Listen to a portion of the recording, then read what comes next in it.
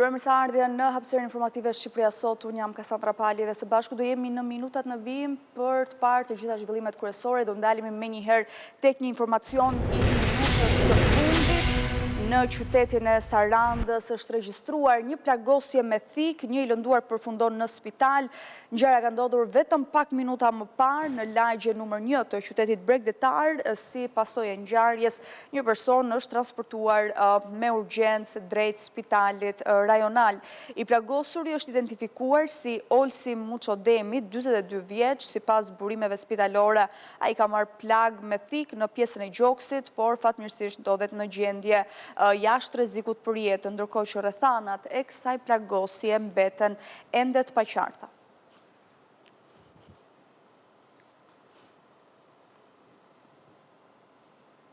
Do ndalemi te një tjetër zhvillim. Një tragedi është regjistruar në Shkodër, ku një djalë i ri është hedhur nga kati i 5 i pallatit dhe përpasoj ka humbur jetën. Të tjera detaje na i thot në këtë moment direkt nga Shkodra kolegu Simon Shkreli. Simon, përshëndes, çfarë dihet për rrethanat e kësaj ngjarje? Është e paqartë se çka ka shtyr 30 vjeçarin që të ngjitet e katin e 5 të një pallati në lagjen rus të Shkodrës dhe të hidhet pra nga kati i 5 i këtij pallati, ku ka gjetur vdekjen e menjëhershme si pasojë edhe përplasjes me tokën.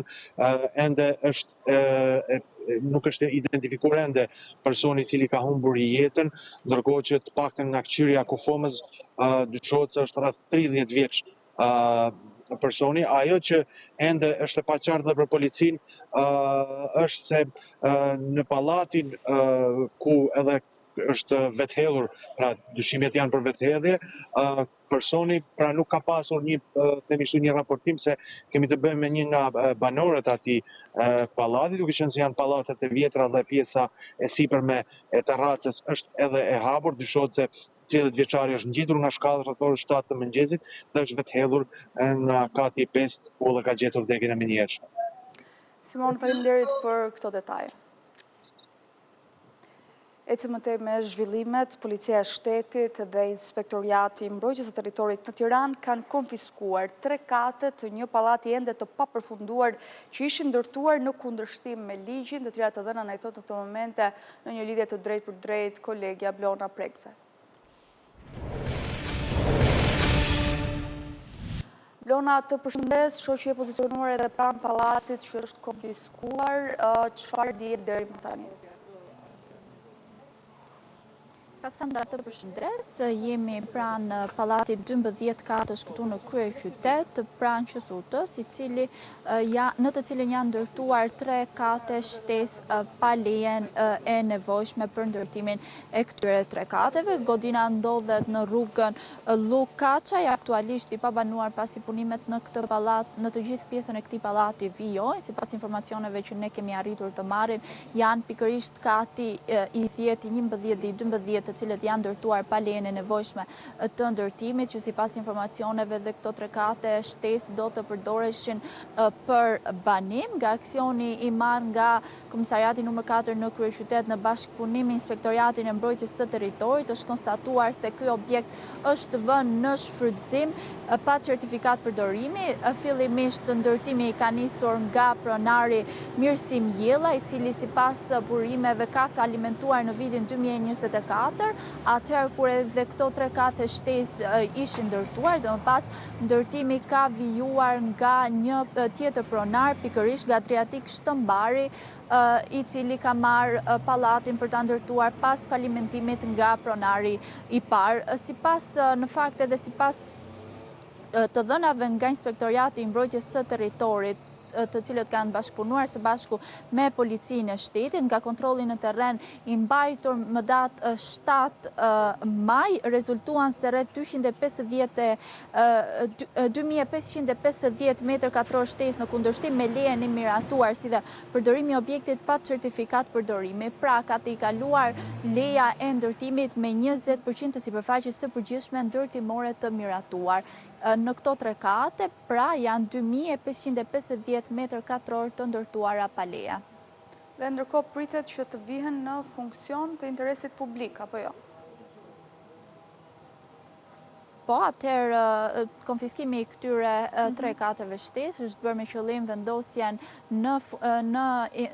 për interes publik, më pas do të shikohet se çfarë do të vendoset lidhur me këto 3 kate, pra cila do të jetë interesi publik për cilën do të shërbejnë këto 3 kate më pas. Siç mund ta shikojmë edhe në këto momente, pallati nuk ka përfunduar, pra në të gjitha katet kanë vijuar deri më tani të gjitha punimet, pasi nuk është ende i banueshëm, pavarësisht informacioneve që ne kemi marrë, të gjitha katet e mëposhtme përveç 3 kateve shtesë janë të shitura nga pronarët. Qartë. Mirë, unë falenderoj për detajet që ndave Blona. Qeveria shqiptare ka vendosur që familjet që jetojnë në ish konvikte apo godina shtetërore ti privatizojnë ato. Nga ky proces do përfitojnë në total 2.000 familje në gjithë vendin, të cilat do të zgjidhin edhe ligjërisht tashmë problemin e strehimit të tyre. 2.000 familje në të gjithë vendin pritet të përfitojnë nga procesi i privatizimit të banesave, ku jetojnë prej dekadash në ish konvikte dhe godina shtetërore. Vendimi i fundit i qeverisë shqiptare u prezantua nga zëvendës kryeministri Albana Koçiu gjatë një takimi me banorët e njësisë administrative numër 6 në kryeqytet, një nga zonat që prek kjo nismë. Është një vendim më i fundit i qeverisë shqiptare, i marr javën që kaloi, i cili hap dritën jeshile për ta kryer procesin. Njësia 6 ka 130 familje të cilat përfitojnë nga ky vendim i Këshillit Ministrave, por ndërkohë janë 2.000 familje në rang vendi, që tashmë do të kenë mundësinë që të kryejnë procedurat pranë institucioneve përkatëse dhe të marrin letrat për shtëpitë e tyre. Përmes këtij vendimi, familjeve u hapet rruga për të siguruar dokumentet e pronësisë për apartamentet ku jetojnë prej vitesh. Procedurat do të kryhen pranë Agjencisë Shtetërore të Kadastrës dhe bashkive përkatëse, ndërsa qytetarët duhet të paraqesin dokumentacionin për të bërë pjesë e procesit. Nuk do bëjmë aplikim, do nxjerrim ato dokumentacionet, vërtetime, libreza ujë, drita që vërtetojnë që jetohet aty. Këto thjesht duhen bërë fotokopje, duhen mbledhur një dokumentacion të vetëm. Njësinë bashkiake do ta kemi padyshim kraunit djathtonin në këtë moment, sepse do kopsisi gjithë dosjen dhe kur fillon puna që nesër. Procesi përfshin banorët e ish konvikteve të qytetit të Nxënësve, pallatit të beqarëve dhe godinave të tjera shtetërore të kthyera ndër vite në banesa për qytetarët. Sipas zëvendës kryeministres Koçiu, ky proces i jep zgjidhje një kërkese të kahershme të komunitetit dhe synon të jap siguri ligjore familjeve që prej vitesh banojnë në këto objekte shtetërore. 2 vite pas vrasjes së efektivit forcave shqiponja, në vrusën Alia i familjar, koleg dhe të afërm u mblodhën këtë të martë në varesat e Baltësës në Fier për ta kujtuar. Në ceremoninë përkujtimore, familja është njoftuar edhe për vendimin që Alia të shpallet dëshmorja dheut, titull që pritet të dorëzohet zyrtarisht familjarëve në ditët në vijim. Lidhemi direkt nga Fieri me kolegen Valbona Davidi.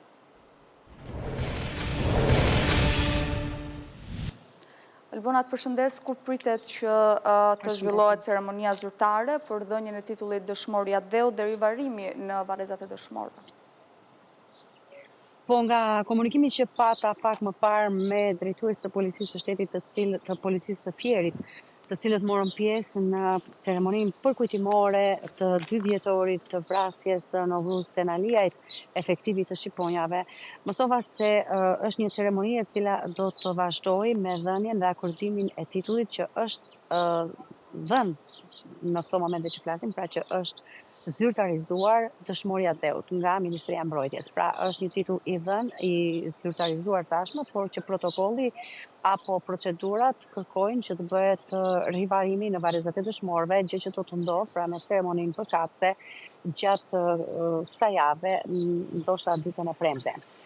Sot 2 vjet fiks pas vrasjes efektivit të shqiponjave në vrusën Aliajt, pikërisht këtu në fshatin Baltës, ku ndodhem tani Kasandra, është pikërisht ky degëzim i rrugëve të fshatit Baltës që shihet pas meje, që lidhet me fshatrat e tjerë të zonës dhe me fshatin e autorit, pra fshatin Sulaj, ku ndodhi ngjarja e rëndë dhe ku vra efektivisht shqiponjave në vrusën Aliaj. Nga komunikimi që pata me familjarët të efektivit të vrarë, gjatë përpara se të niste ceremonia përkujtimore e 2 vjetorit të vdekjes në vrusën Aliajt, mund të thuhet se dhimbja e tyre është e madhe, është e pa ngushëllueshme, pavarësisht akordimit të tashmë të titullit dëshmorja dheut, dhe pavarësisht gjithçka tjetër, duket se koha për familjen Cenaliaj ka ndalur në vend.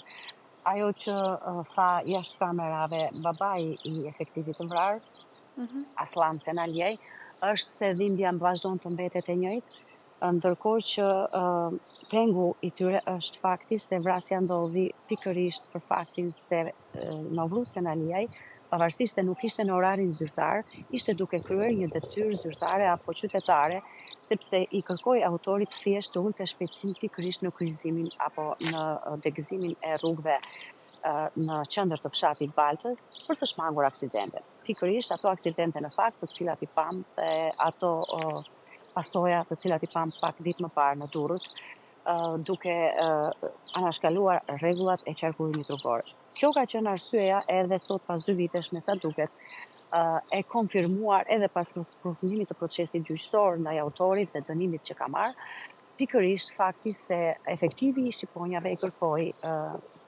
autorit të vrasjes që të ulte shpejtësinë dhe të mos e përsëriste më një veprim të tillë pikërisht në qendër të fshatit për shkak se është zonë e banuar. Por pasoja dihet pikërisht 2 vjet më parë, ajo që ndodhi këtu tronditi jo vetëm banorët dhe komunitetin e zonës, por gjithë vendin, sepse ishte një ngjarje e rëndë e cila u konsiderua si goditje ndaj policisë së shtetit. Sot kolegët, miqtë të afërm, efektiv të forcave shqiponja, kolegët të ndjerit Cenaliaj kanë marrë pjesë në ceremoninë e 2 vjetorit të vdekjes efektivit, ndërkohë që sikundër është bërë ditur dhe është përcaktuar tashmë, titulli dëshmoria dheut do të zyrtarizohet pikërisht të fundjavë, pra këtë javë, duke u përfunduar ose finalizuar ky si një proces zyrtar 2 vjet pas vdekjes së efektivit. Albona Dabidi, faleminderit për raportimin e drejtë për drejtë. Drejtori i përgjithshëm i Policisë së Shtetit, Skënder Hita, zhvilloi vizitën e tij të parë zyrtare në Kosovë, ku prit nga drejtori i përgjithshëm i Policisë së Kosovës, kolonel Gezment Hoxha. Përgjatë takimit është vlerësuar bashkëpunimi i ngushtë mes 2 institucioneve policore dhe rezultatet konkrete në luftën kundër kriminalitetit dhe krimit ndërkufitar. Hita theksoi se marrëdhëniet mes 2 policive është një partneritet model, krimi sot është më organizuar dhe pa kufi, dhe përgjigjja jonë duhet të jetë më e fortë dhe më e koordinuar, ishte mesazhi i tij. Kolonel Gezment Hoxha vlerësoi bashkëpunimin operacional ndërmjet 2 policive si një faktor kyç për garantimin e sigurisë dhe forcimin e sundimit të ligjit.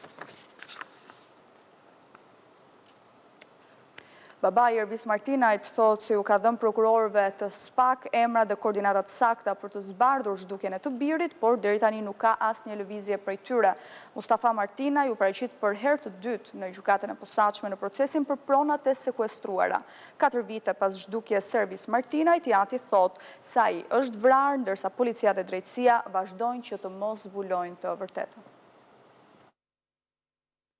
Mustafa Martinaj kërkon drejtësi për djalin e tij Ervis Martinaj, i cili prej gushtit të vitit 2022 ka shkëputur kontaktet me familjarët dhe shpallur person i zhdukur. Për herë të dytë, Mustafa Martinaj u paraqit në gjykatën e posaçme në procesin që po zhvillohet ndaj djalit të tij, lidhur me kërkesën e SPAK për konfiskimin e disa pasurive që nuk justifikohen nga burimet e lishme. Seanca gjyqësore nuk u zhvillua për shkak se munguan 2 avokatë mbrojtës, teksa jashtë kamerave. Martinaj tha për gazetarët se autoritetet nuk kanë bërë asnjë përpjekje për të zbardhur ngjarjen e zhdukjes së djalit të tij. Ai tha se në prokurorinë e Kurbinit ka dhënë koordinatat e sakta dhe emrat konkret të personave që mund të jenë të përfshirë. Megjithatë, nuk është bërë asnjë lëvizje dhe çështja është lënë harres. Sipas tij, drejtues së policisë kriminale gjatë viteve të fundit kanë qenë të interesuar që të mos zbardhej ngjarja, duke shtuar se i ka thënë të gjitha edhe në prokurorinë e posaçme, por që për asaj kohe nuk është interesuar askush. SPAK ka kërkuar në gjykatën e posaçme konfiskimin e 34 pasurive të Ervis Martinaj dhe të personave të lidhur me të, prona të cilat kapin vlerën mbi 10 milion euro. Organi akuzës dyshon se Martinaj ka siguruar mjetet dhe kushtet për vrasjen e shtetasit Endri Dokle. Ndaj Ervis Martinaj u lëshua masiguria në kuadër të mega operacionit të koduar plumbi i art, ku Nuredin Dumani me statusin bashkëpunëtor drejtësia rrëfeu për prokurorët të çështjes se Martinaj kishte ofruar atij 500.000 euro për vrasjen e Endri Dokles. Por prej 4 vitesh, policia e shtetit dhe asnjë institucion tjetër nuk kanë deklaruar zyrtarisht asnjë informacion që mund të lidhet me vendodhjen e tij.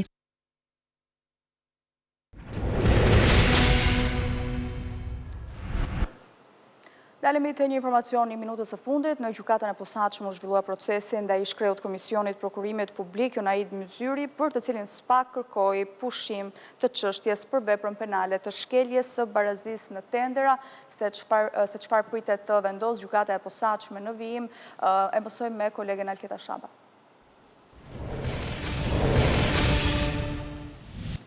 Alketa, të përshëndes, çfarë ndodhi në seancë në këtë proces për ish kreun e prokurimit publik dhe çfarë pritet vendos në vijim gjykata e posaçme? Kasandra, u zhvillua ditën e sotme seanca e parë në ngarkim të ish kreut të Komisionit të Prokurimeve Publike Jonaid Myzyri, për të cilin Prokuria e Posaçme Antikorrupsion ka kërkuar të pushohen hetimet në ngarkim të tij, një person i cili u hetua për gati 2 vite sa i përket veprës penale të shkeljes së barazisë të pjesëmarrësve në tendra pa ankande publike. Ishte prokurori Elvin Gokaj, ai i cili përpara gjykatës ditën e sotme deklaroi se pasi u ezauruan të gjitha fazat e hetimet nga ana e tij, u konstatua se fakti në fakt ekziston, por nuk ka verë penale të kryera qoftë nga Jonaid Myzyri apo qoftë nga anëtarët e tjerë të KPP-s. Për këtë arsye, Elvin Gokaj përsëriti edhe një herë qëndrimin e tij dhe kërkesën e tij që çështja në ngarkim të Myzyrit të pushohej, duke qenë se Prokuria e Posaçme nuk arritet të grumbullojë prova apo materiale të tjera që mund të faktonin pikërisht kryerjen e kësaj vere penale nga Jonaid Myzyri. Ndërkohë që avokatët mbrojtës të gjithë palëve ditën e sotme thanë përpara gjykatës se anëtarët e KPP nuk bëjnë procedura tenderimi, por vetëm procedura ankimimi. Ndërkohë që gjyqtari i çështjes Paulin Çera, pasi dëgjoi qëndrimin e të dyja palëve, qoftë të prokurisë posaçme, qoftë të avokatëve mbrojtës, mori kohë pra u tërhoq për të dhënë dhe për të shpallur vendimin në rast do të pranojë kërkesën e SPAK-ut për të pushuar hetimet në ngarkim të Jonaid Myzyri dhe disa anëtarëve të KPP, apo në rast do ta rikthej edhe një herë këtë çështje pranë prokurisë posaçme antikorrupsion për të riparë edhe një herë apo për të plotësuar hetimet që mund të mungojnë në këtë material i cili është përcjell tashmë në shkallën e parë të gjyqësorit nga organi i akuzës. Në 25 maj në orën 10:30 do të jetë gjykata e posaçme antikorrupsion, ajo e cila do të jap verdiktin përfundimtar sa i përket Jonaid Myzyri dhe anëtarëve të tjerë Vilma Zhupa, Elendita Skeja, Merita Zeqaj dhe Enkeleda Bega. Myzyri në fakt Kasandra u hetua për një periudhë 2 vjeçare nga Prokuria e Posaçme Antikorrupsion në ndyshimet se institucioni i drejtuar prej tij ka kryer shkelje në lidhje me procedurë tenderuese me vlerë 2.2 milion euro që i përket një segmenti rrugor me gjatësi totale 59 kilometra që bën fjalë pikërisht për rrugën Rëshen-Shpal deri në Shpal Ura e Repse, që siç thash ka pikërisht këtë gjatësi dhe dyshohet se janë kryer shkelje duke u favorizuar një kompani e cila ka qenë në garë. Konkretisht, sipas prokurisë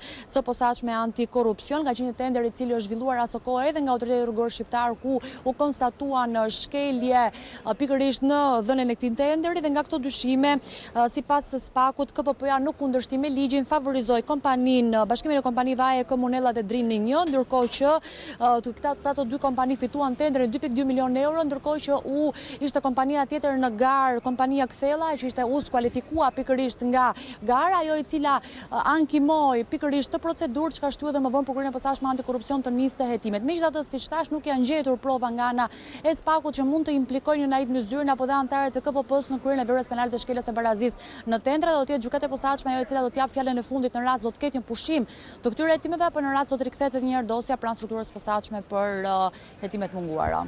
Alketa Shaba, faleminderit për raportimin.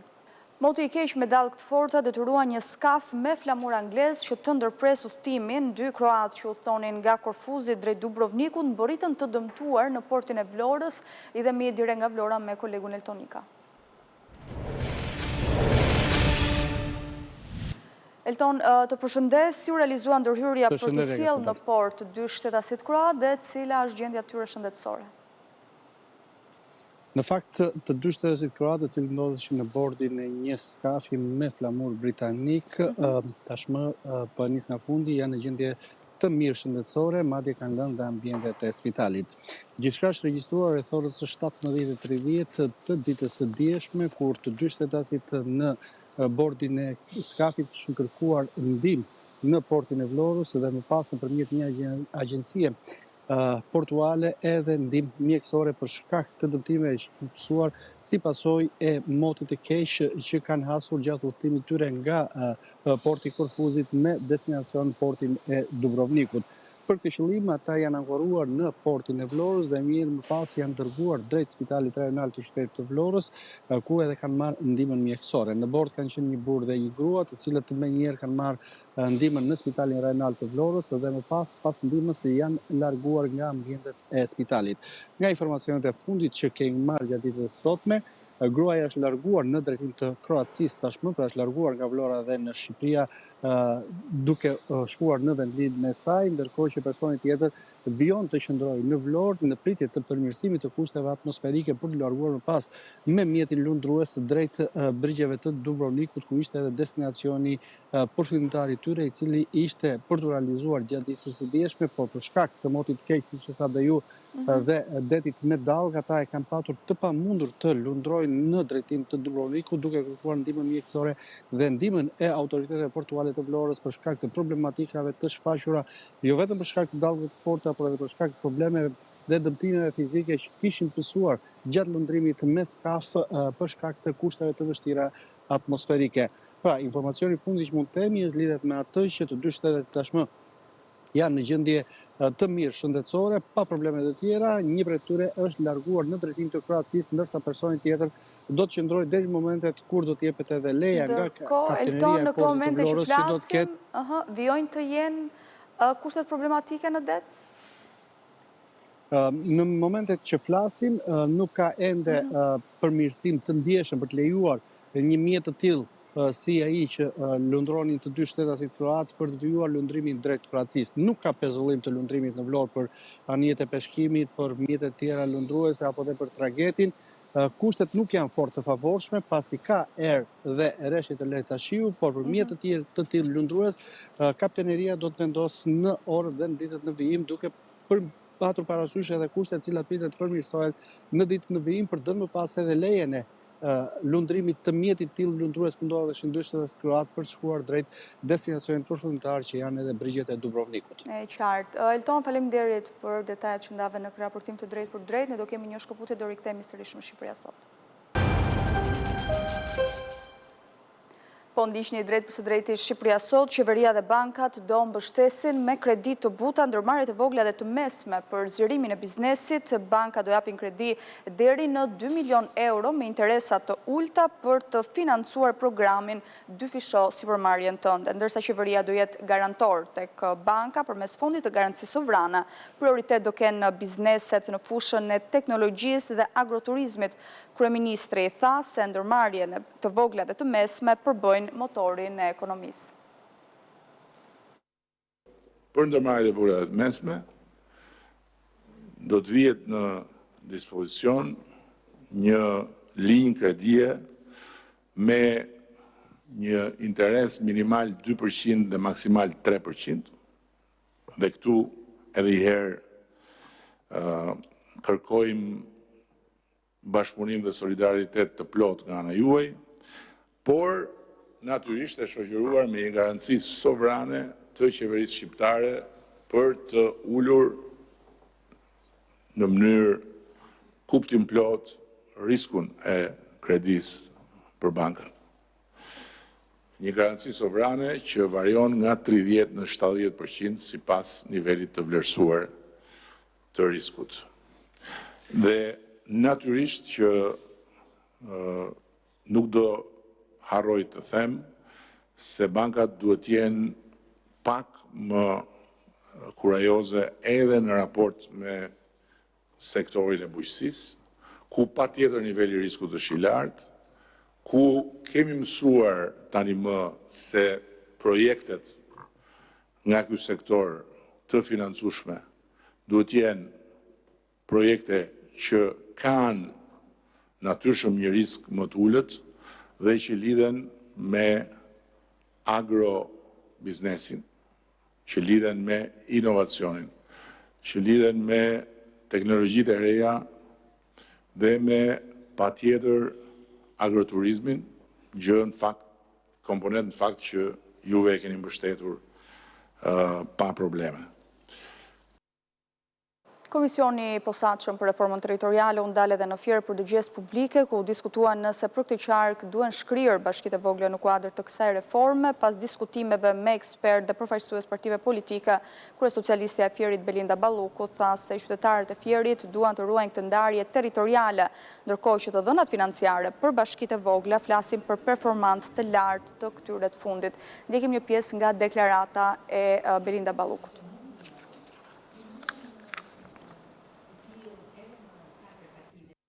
Ishte një seancë shumë interesante për të drejtën, pavarësisht se sigurisht ishte edhe pak ngjyrime politike, por unë dua të falenderoj gjithë komisionin për reformën si edhe opozitën gjithashtu, pasi gjithë biseda ishte konstruktive, dua të them që qytetarët me të vërtet prekën pika kyçe dhe të rëndësishme për reformën territoriale. Sigurisht u diskutua nëse ka pasur sukses reforma territoriale e vitit 2014-2015, pati dëshmi të qarta, sidomos nga bashkitë e vogla, siç është rasti i Roskovecit apo i Patosit që ka funksionuar bashkimi i komunave në bashkime të vogla. Megjithatë, sot qytetarët thanë fjalën e tyre se si e mendojnë. Unë si drejtuese politike e Qarkut Fierit duhet të them që patjetër për ne është e rëndësishme që të gjashta bashkitë të ruhen, pasi dy bashkitë e vogla këtu në rastin e Patosit dhe Troskovecit janë bashkim me performancë financiare të plot, pra nuk kanë borxhe ndaj pushtetit vendor, janë bashkitë të cilat sot në Roskovec duhet themi se kemi 24 orë ujë, pra vjen për shkak të punës që është bërë edhe në këtë njësi bashkiake, por nga ana tjetër duhet thënë gjithashtu që kemi edhe bashkitë siç është rasti i Mallakastrës, që janë bashkim me identitet të fortë dhe që absolutisht nuk mund përthithen apo të shkrihen në bashkime të nda. Kështu që për Fierin, ky takim ishte shumë i rëndësishëm. Unë jam e sigurt që Komisioni i Reformës do të dëgjojë të gjitha palët që sot u prononcuan brenda në sallë dhe do të marrë parasysh atë që është shumë e rëndësishme për ne, që të ruhet ky formacion që kemi deri sot, por nga ana tjetër, çka është më e rëndësishme dhe çka u diskutua është edhe krijimi i rajoneve. Pra, jo thjesht niveli i Qarkut, por krijimi i 4 rajoneve, të cilat do të kryejnë të gjitha ato detyra që bashkitë sot nuk i kryejnë dot, siç është rasti i urbanistikës apo rasti të tjera shërbimeve që mund të jenë specifike dhe bashkitë e vogla nuk kanë mundësi që t'i furnizojnë me burime njerëzore. Marrëveshja me qeverinë Meloni për strehimin e migrantëve në kampin e Gjadrit vazhdon për sa kohë do ta kërkojë vet Italia. Kryeministri Rama sqaron keqkuptimin e një gazetari italian pas një deklarate të ministrit të jashtëm Ferit Hoxha. Edhe ministri Hoxha më herët kishte sqaruar se fjalia e tij ishte nxjerrë jashtë kontekstit dhe ishte keq interpretuar nga shtypi italian. Shqipëria nuk tërhiqet nga protokolli me Italinë. Në formë sqarimi pas një keq interpretimi të një deklarate të ministrit të jashtëm Ferit Hoxha për një gazetar italian në Bruksel, kryeministri Edi Rama ka sqaruar se kampet e emigrantëve në Gjadër dhe Shëngjin do të ekzistojnë për aq kohë sa dëshiron Italia. Më lejoni të përsëris qartë dhe shpresojmë një herë për gjithmonë se protokolli ynë me Italinë do të qëndrojë për aq kohë sa Italia e dëshiron atë. Më herët edhe ministri i jashtëm Ferit Hoxha ka sqaruar deklaratën e tij. Për gazetarin italian kishte thënë se në rast se Shqipëria hyn në Bashkimin Evropian në 2030-ën, situata do të jetë ndryshe dhe nuk ishte i sigurt se si do të vijonte protokolli me Italinë. Me anë të një reagimi ai shkroi se asesi nuk ishte nënkuptuar ndërprerjen e protokollit me Italinë pas hyrjes së Shqipërisë në Bashkimin Evropian në 2030-ën. Nuk bëhet fjalë për një vendim, por thjesht për një reflektim të çastit të shprehur me sinqeritet dhe spontanitet. Kjo deklaratë nuk duhet në asnjë mënyrë të interpretohet si një ndryshim i qëndrimit të Shqipërisë në lidhje me protokollin. Studentët dhe bizneset janë bërë bashkë në panajirin e punës në Universitetin e Durrësit. Rreth 150 kompani kanë prezantuar oferta konkrete punësimi dhe praktika profesionale për të rinjt. Lidhemi direkt për të mësuar më tepër mbi këtë panajir në Durrës me kolegun Leonida Musaj.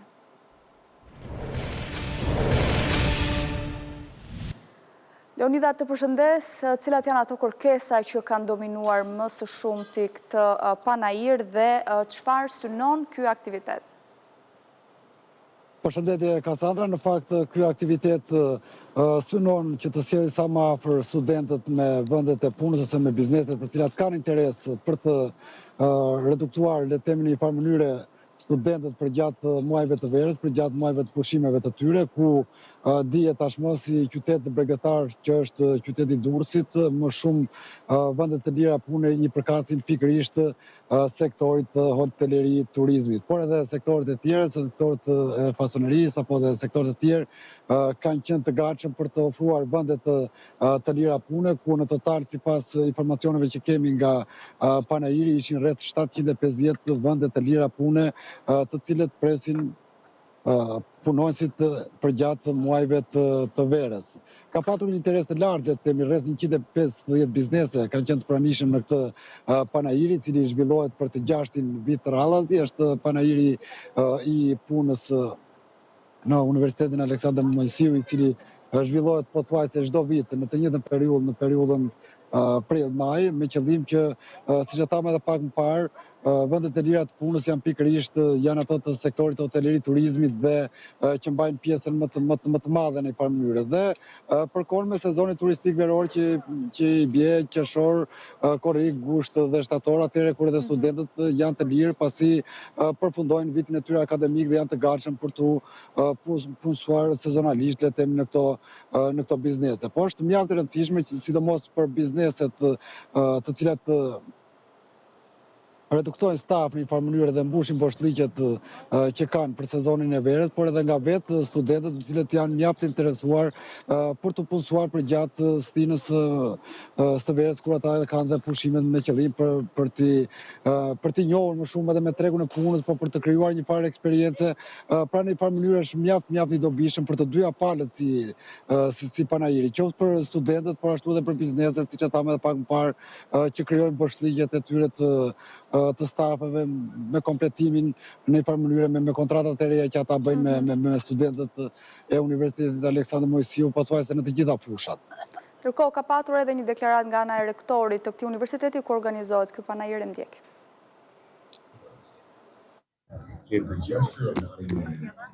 Profesor, për të 6 vit radhazi, panajiri i punës zhvillohet në Universitetin Aleksandër Mojsiu. Cilat janë rëndësitë e këtij panajiri si vjeçëm? Disa nga rëndësitë kryesore të edicionit 6 panajirit punës dhe karrierës janë pjesëmarrja mjaft e lartë e bizneseve kombëtare dhe ndërkombëtare. Bizneset pjesëmarrëse janë nga të gjitha fushat. Gjithashtu një rëndësi tjetër është që këtë vit numri i kërkesave dhe vendeve të tjera të punës është mjaft i lartë. Deri tani kanë aplikuar për rreth 500 vende pune studentë nga të gjitha programet e studimit. Kryesisht kërkohen studentë për punësime sezonale për sezonin e verës nga industria turistike, që tashmë Durrësi, siç dihet, është kthyer në kryeqendrën e turizmit të Shqipërisë. Gjithashtu kërkohen fuqi punëtore kualifikuar dhe nga agjencitë imobiliare, si dhe nga bizneset e tjera që operojnë në rajonin e Durrësit dhe jo vetëm. Gjithashtu një rëndësi tjetër këtë vit është pjesëmarrja e industrisë financiare, përfshirë këtu bankat, përfshirë institucionet e tjera financiare, kompanitë e sigurimeve dhe kompanitë e mbajtjes së kontabilitetit. Gjithashtu, një rëndësi tjetër është fakti që këtë vit pjesëmarrja është nga të gjitha kompanitë të cilat kanë marrë pjesë dhe vitet e kaluara, çka tregon në rritjen e besimit që kanë dhe të bashkëpunimit që kanë këto kompani me Universitetin Aleksandër Mojsiu Durrës. Qëllimi kryesor i këtij panajiri pra është afrimi i studentëve me bizneset për të bërë aplikime, për të njohur me vendet e punës, për të kualifikuar në këto biznese, për të përgatitur sipas kërkesave të tregut, me qëllim që kur të dalin në tregun e punës të jenë të aftë si nga ana teorike ashtu dhe nga ana praktike. Besoj që kjo do të jetë një kontribut mjaft i mirë si për studentët, po kështu dhe për bizneset private dhe operatorët tjerë pjesëmarrës për të krijuar këtë lidhje bashkëpunimi me qëllim rekrutimin e studentëve në punë. Faleminderit. Faleminderit. Mirë, Leonida, kemi ndjekur kështu edhe intervistën që ke kryer me rektorin e Universitetit Aleksandër Mojsiu. Faleminderit edhe për raportimin e drejtë për drejtë. Tani do ndalemi tek një tjetër fundit, është zëvendës kryeministri Albana Kurçiu, e cila viziton qendrën e mikpritjes në qytetin e Sarandës. E ndjek. Për herë të parë në qytetin e Sarandës, duke i ofruar mundësinë e një parkimi të sigurt, që për hir të vërtetës ka qenë problematik në qytetin e Sarandës, tani tërësisht një parkim publik që do të menaxhohet nga Bashkia e Sarandës, dhe që jep mundësinë nga ana tjetër të kemi patjetër edhe një shpërndarje të fluksit të turistëve që vinë dhe vizitojnë Sarandën për të mos u përqendruar vetëm në një zonë, por për të krijuar pak shpërndarje në gjithë qytetin. Kjo është shumë e rëndësishme sepse ne heqim fluksin e rënduar që bëjnë ato buzët duke shkuar në qendër të qytetit, sepse vetëm 50 metra më poshtë është rruga që të çon në Ksamil. Që do thotë edhe fluksi nuk e çojnë më në qytet brenda, por shpërndahet një diskresion për Ksamilin dhe një diskresion për Sarandën. edhe pika ku është vendosur si qendër mirëpritje është një lokacion shumë i mirë, sepse të krijon mundësinë që dhe kushdo që do të vazhdojë të vizitojë familjen, të ndalojë këtu dhe më pastaj të mund të kalojë. Jo vetëm kjo, po këtu fillon dhe rrugë 6, që është investimi mirë i që sapo le të themi do filloj, shpresojmë të filloj mbas sezonit turistik, dhe kjo pika këtu i lidh të treja. Fare mirë. Pra është tamam një lokacion strategjik me qëllim që të bëjë dhe shpërndarjen e flukseve të turistëve dhe vizitorëve në për destinacionet e ndryshme që ofron pastaj gjithë zona e Sarandës. Në fakt, është nga investime më të bukura që është bërë në jo vetëm në Sarandë, por në Shqipëri, nga stacionet e autobusit më modern, le ta quajmë kështu. 8.000 metër katror godinë, e cila është ndërtuar në një nivel 3 kate, një kat nën tokë me parkim dhe 2 kate mbi tokë. Post të karikimi makina elektrike, post të karikimi, pra me gjithë infrastrukturën e nevojshme për t'i ofruar të gjithë atyre që udhtojnë me mjetet e transportit, jo vetëm komoditetet e nevojshme, po ndërkohë pastaj edhe gjithë infrastrukturën facilituese sa i përket bareve, restoranteve. Kjo është pjesa facilituseve. Këtu është parashikuar një bar, një restorant, një market edhe një infopoint turistik. Kjo si qendër i krijon të gjitha kushtet për të gjithë turistët që duan të vizitojnë destinacionin e Sarandës, ndërkohë që presin autobusin si për të ardhur dhe për të ikur, kanë mundësi të shijojnë, po dhe pamjen e detit nga edhe pamjen e detit që nuk mungon. Që sa bukur është edhe pamja prej këtij. Projekti është fantastik. Është modern, do duhet ta themi. Është realizuar në kohë rekord. Dhe është një nga në fakt nën projektet e projektit të madh që ka të bëjë me infrastrukturën dhe urbanizimin e turizmit në qytetin e Sarandës. Ne japim mundësinë që të krijojmë atë që duhet për turizmin e qëndrueshëm, investimet e qëndrueshme. Edhe për të thënë vërtetën, Saranda, ashtu si që thua kryetar me të drejtë edhe me krenari, është një nga gjevahirët e kurorës të turizmit shqiptar, kështu që patjetër jo vetëm që do duhet të sigurojmë ambientet edhe gjithë infrastrukturën e nevojshme për turistët dhe për vizitorët që vinë në Sarandë, por nga ana tjetër dhe të garantojmë që të mos kemi një zhvillim të turizmit kaotik, të menjëhershëm, por të qëndrueshëm, duke patur parasysh edhe faktin që vetëm 5 vitet e fundit kemi 2-3 fishim të numrit të turistëve që vinë dhe frekuentojnë gjithë bukuritë që ofron Saranda. Kështu që kjo është një super punë fakt, dhe unë besoj fort që do t'jetë edhe shumë e dobishme dhe do t'ja ndjeni vlerën, edhe në aspektin e menaxhimit nga vetë bashkia, që do duhet tashmë kapacitetet tjera, efektet tjera, kapacitetet shtuara për ta menaxhuar, por ndërkohë edhe për të shërbyer pastaj edhe për gjithë ata që vinë, vizitojnë,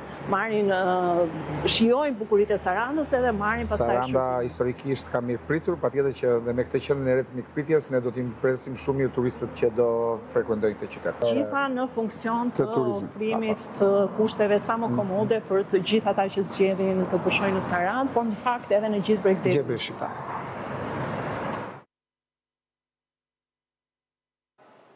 Mirë, kemi ndjekur kështu zëvendës kryeministren Albana Koçiu në Sarandë në një inspektim sa i takon një lajmitet pozitiv për Sarandën, parkim publik për herë të parë, hapësirë multifunksionale që do hapet së shpejti. Me këtë zhvillim kemi mbritur në përfundim të Shqipëria Sot, të tjera informacione ju mund t'i gjeni duke klikuar në faqen zyrtare abcnews.al, ABC News mund të ndihni edhe në radio në frekuencë 105 FM. Me edicionin e mesditës në orën 12 do jeni me kolegen Fabiola Hoxha, ne bashkë ndajmë këtu, faleminderit për vëmendje.